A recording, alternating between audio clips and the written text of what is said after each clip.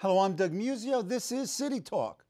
Walmart, Walcott, wages at city subsidized projects, paid sick days, the New York City and New York State budgets, deficit, debt.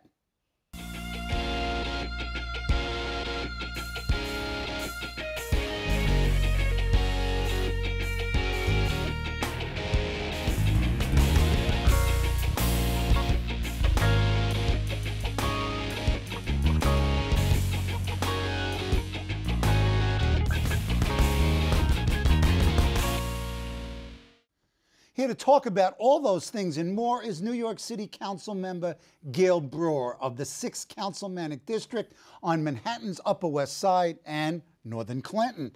Councilmember Brewer was the first elected to the council in 2001 and has gotten re-elected with more than 80% of the vote in her last 3 elections. Her service on the council is a continuation of more than 30 years of public service. I first met Gale in January 1978 as the chief of staffs for 2 newly elected council members. She for Ruth Messenger, me for Tony Olivieri, so our friendship goes back a long time. Welcome back. Thank you so much, Doug. You were, along with Bob Jackson and John Liu, a guest on my 4th show ever in October of 2001. It's been too long. Welcome. I love that show. You did? I love that show. I don't forget it. Okay, let's start right now.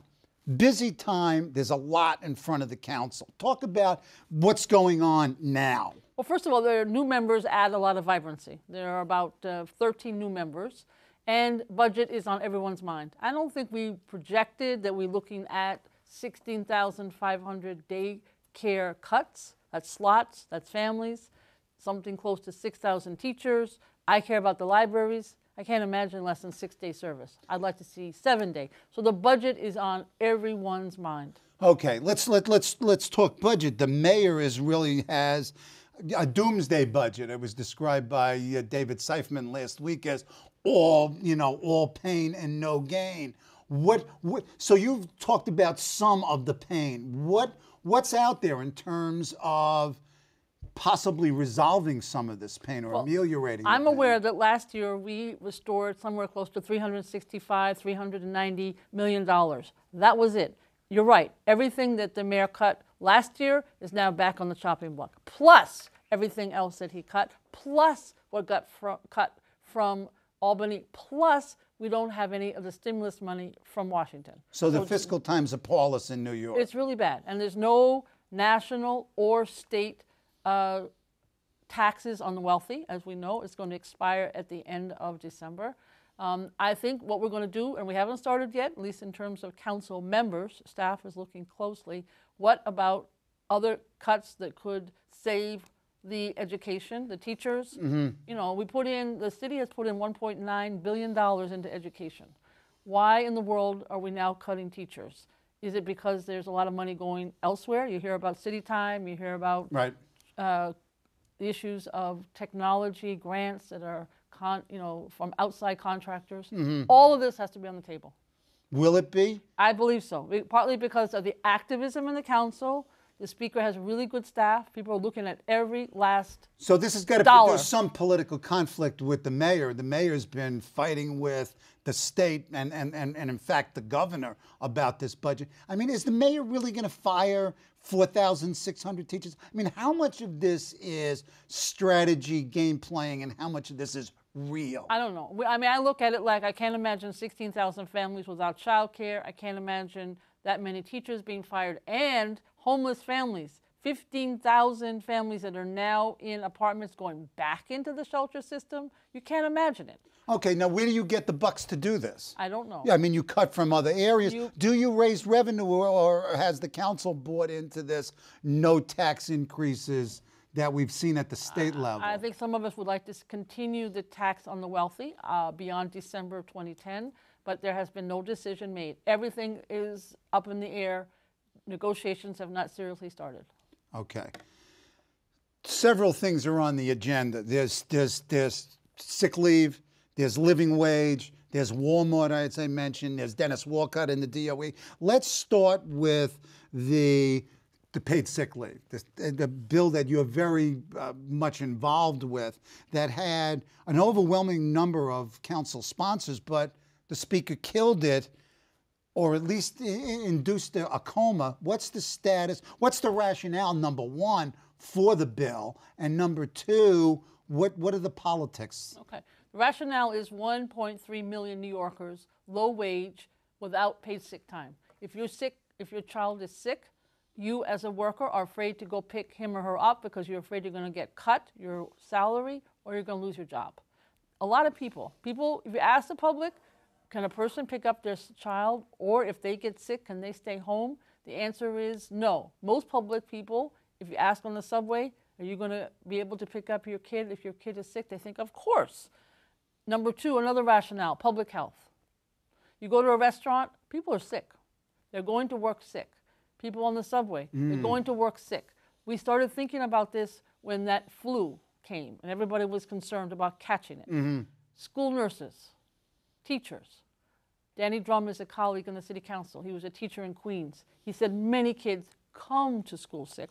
So the issue is, that's the rationale, public health and the ability to take a day off for yourself. Okay, let me argue the other side. It's going to cost a lot of money. It's going to affect small businesses. Are there studies that in some way address this, or do we have these dueling studies? Obviously, we have dueling studies. We have the study that Kathy Wild put out with Esther Fuchs at the partnership, and they felt that it would cost a lot of money. We have other studies from San Francisco, from the Bureau of Labor Studies, which is, of course, the federal government, 15 cents per hour work for small businesses, or $5.37 a worker a week.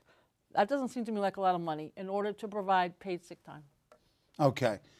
And it's not dead, by the way. The Speaker and I meet regularly to talk about it. We're looking at the economy and we're gathering support. Connecticut, Massachusetts, Philadelphia are all looking at this, and we have not heard of any problems implementing it in San Francisco. Wow. Let's move then to this so-called living wage.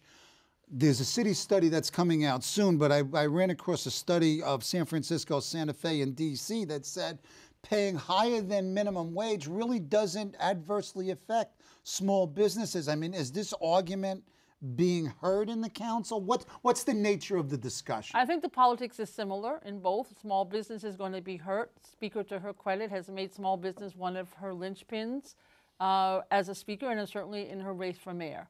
I don't think that any of these living wage or the paid sick time would negatively impact small business. We know small businesses that do it. They have a bucket. They have good wages, they have personal time, they have benefits, and they're all in one package.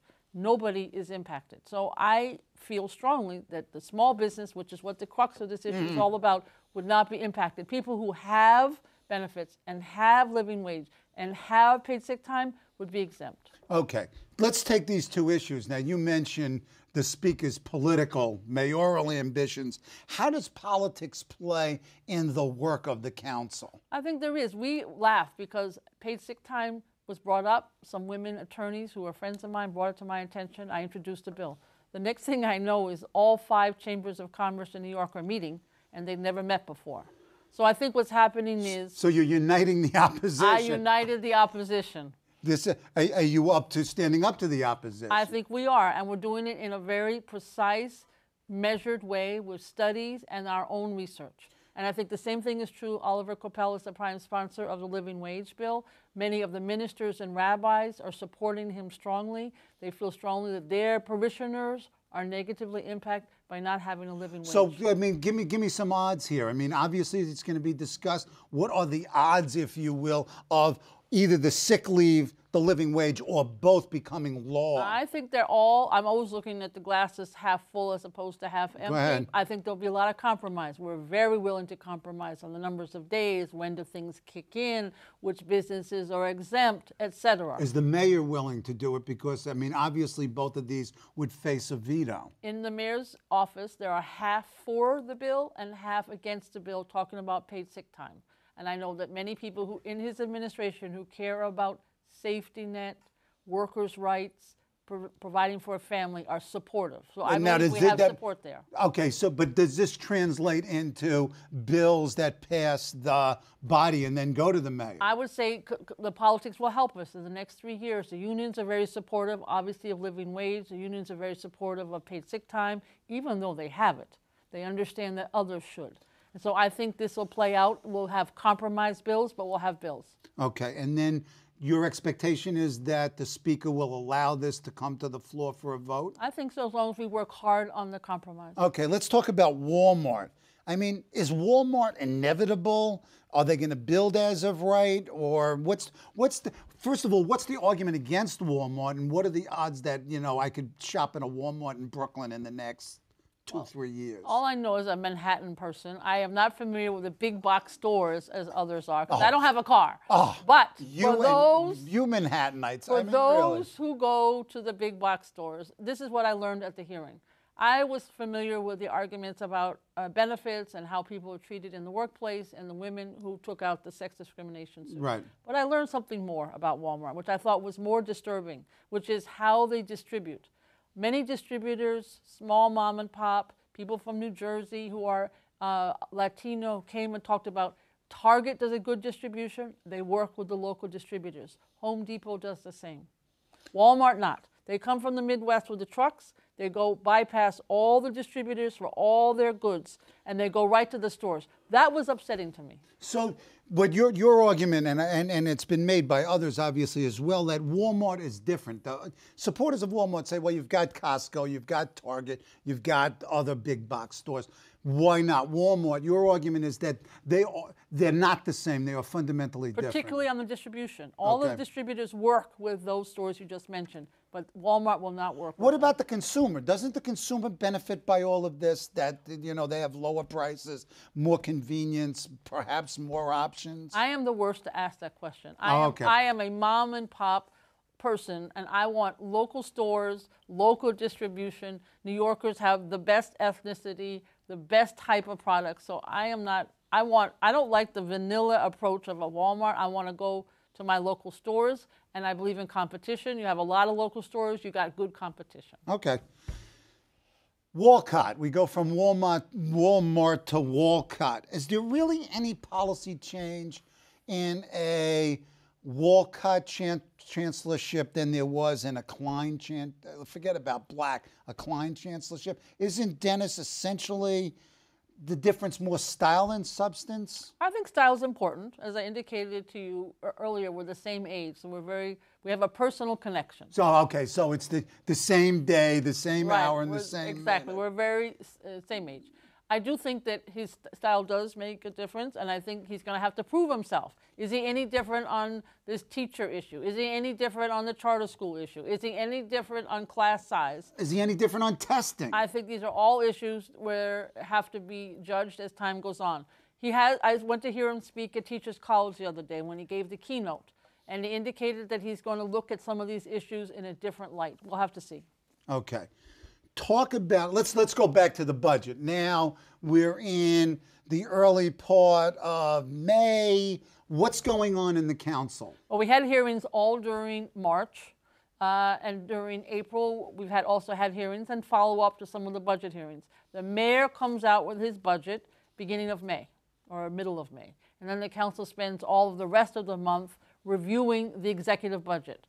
I would say that it's going to be a constant budget negotiation discussion. I'm on the budget negotiation team as co-chair of the Manhattan delegation. Okay, talk about this team. Who actually negotiates? It's not simply the speaker and the mayor doing the deals and then you folks come, it's two people in a room, in this case a man and a woman in the room? It is different. In other words, we have about 25 of us out of 51 on the budget negotiation team. And we sit there and look. We want to negotiate $1 billion is what we would love to restore. Yeah, but you don't get more than we are not going to get $300 million. at the most. At the most. So that's where the negotiation Now, how much is Budget Director Mark Page aware of that could be used, do you think? Take a guess. I don't know. That's a good question. I don't know how much Mark Page knows about Okay. our negotiations. But then the speaker takes what we agree to, cuts or restorations, to the mayor, and it goes back and forth staff level and her level. And you do this on a borough delegation level do it both. first? We do a budget negotiation team, back to the borough delegation, and then back to the budget negotiation team. Sometimes the same day, sometimes in the same week. How much do you want to cut for childcare, if at all? How much do you want to cut for libraries? How much do you want to restore? Same thing with the cultural institutions, and the list is endless. So, I mean, but there's got to be conflict here. The question is, what is going to be the nature of the conflict? What is the fight going to be about? I think the fight is going to be about some bottom line issues and whether there's any revenue to support them. None of us. Okay, talk about revenue. Well, I don't know where it's going to come from. I don't know. Do we change this tax situation? Do we have... Do you tap into these trust funds for retiree health benefits? There's the trust fund for retirees, which has got a little $2 billion, but some of that is already allocated to budget to close the deficit for this year. Everyone says 2013 will be worse, so the question is, do you keep some of that for 2013? Right, and also you're losing the federal TARP money. I mean, all of that stimulus money dries up. I said at the very beginning we're losing that. It's horrible. It's a Hobson's choice. Horrible, horrible. Rent regulations.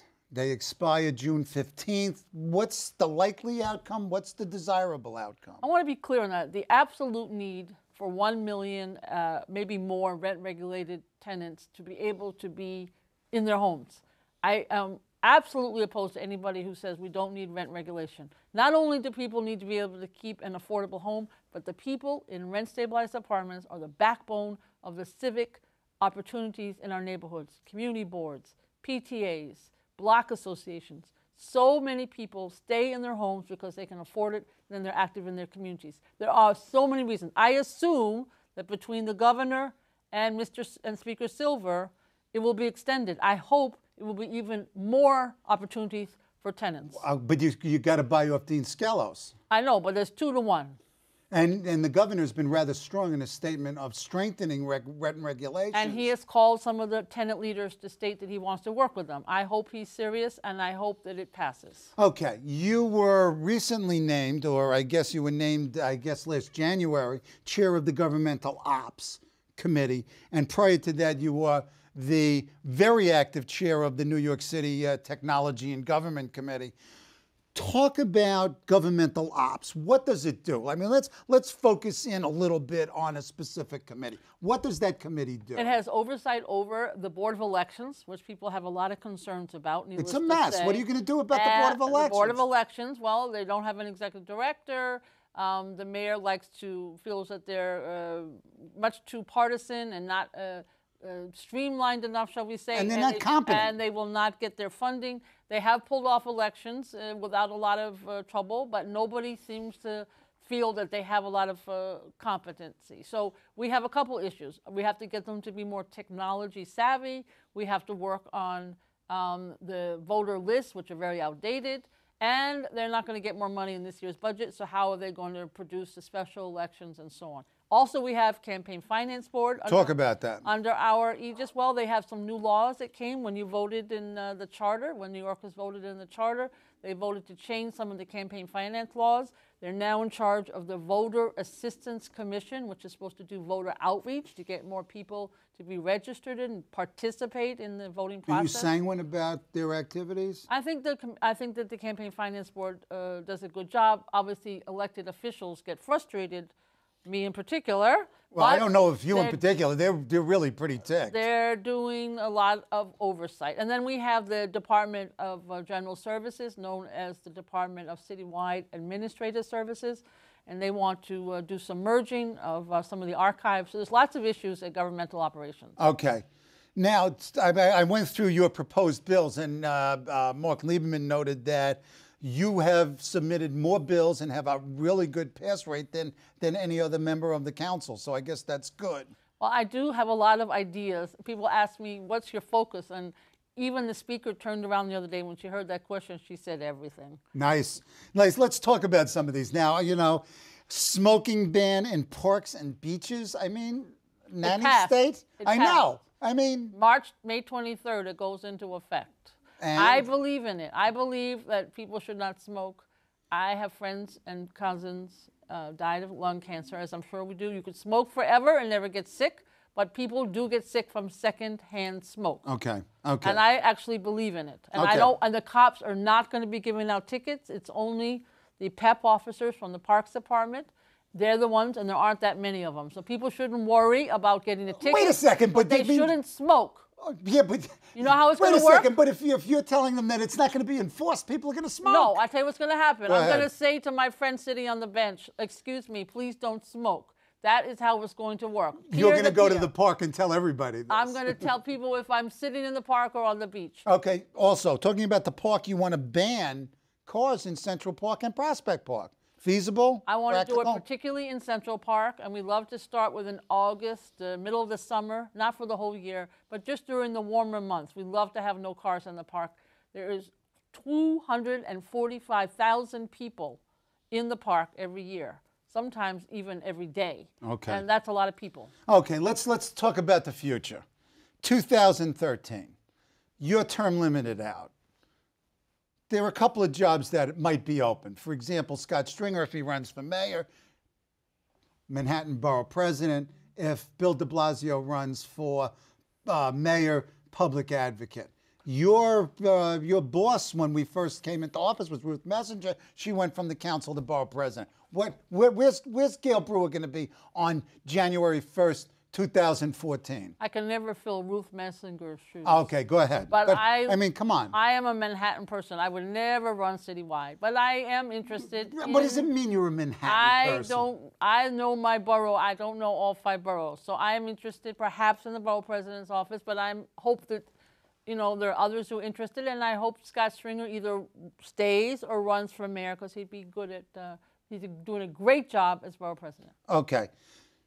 30 seconds. If you taught a course on the council, what would be 2 themes that you would tell the students? I do teach at Hunter College, one course. I apologize. What do you tell your students? I tell my students that the issue in the city council is that we have a $63 billion budget and that we work with the mayor, and perhaps the most important aspect of what we do is our relationship to the budget. You have to, that's your #1 priority. And the second is to deal with the land use issues.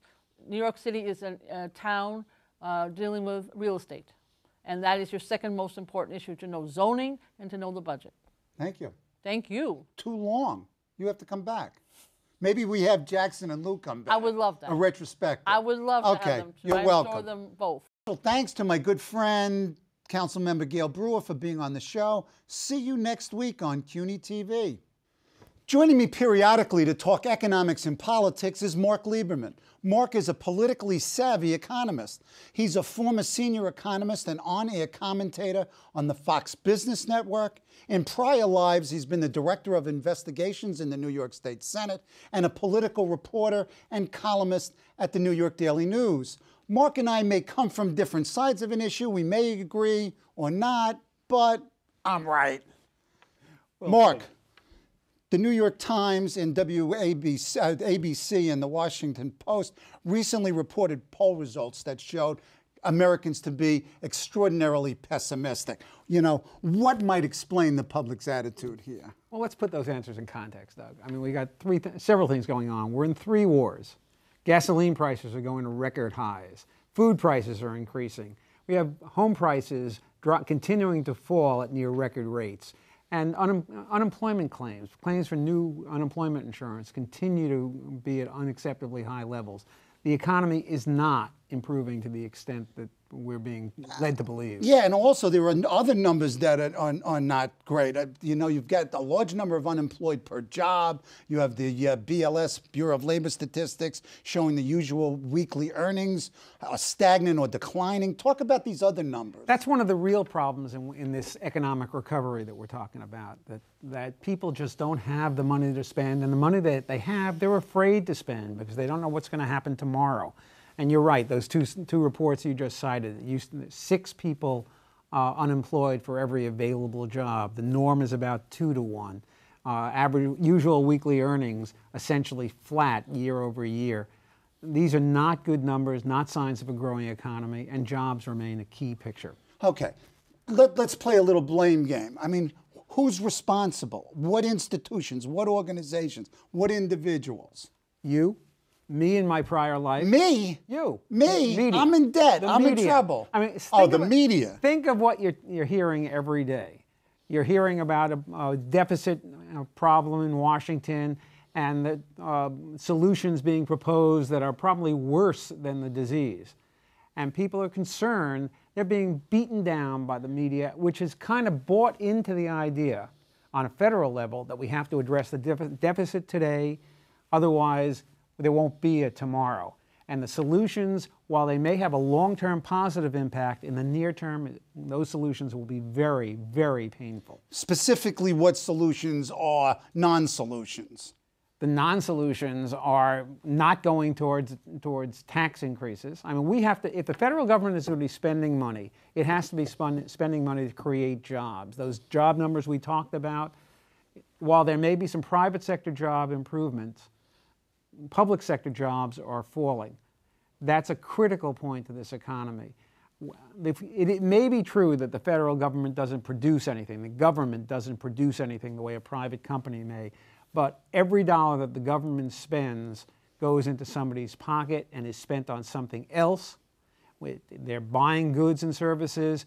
They're paying salaries, and there's a multiplier effect to that. So the government isn't just throwing money into a big hole when it spends money. But the big problem is, to paraphrase an earlier campaign slogan, it's job stupid. That's exactly what it is, and which is why we need smarter government spending.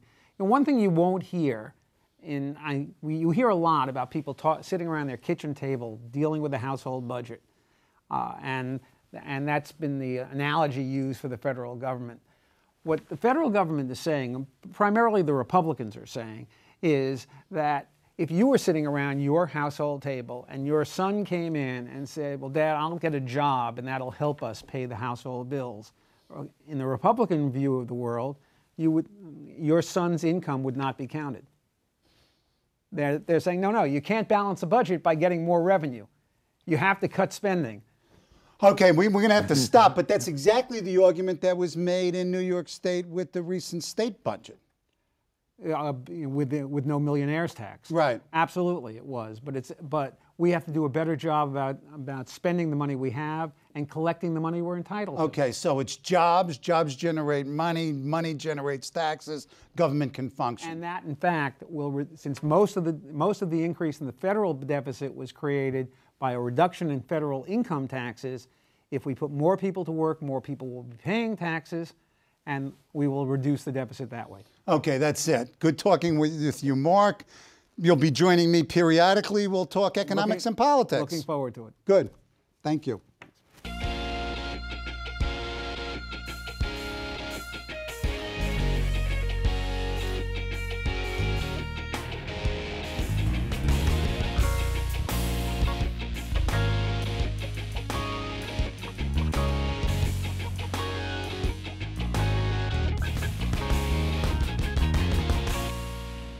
Hello, I'm Doug Muzzio. Let us know what you think about this show. You can reach us at CUNY.TV. When you get there, click on the bar that says Contact Us and send your email. Whatever it is. Thanks, no thanks, obnoxious, do it. Send it.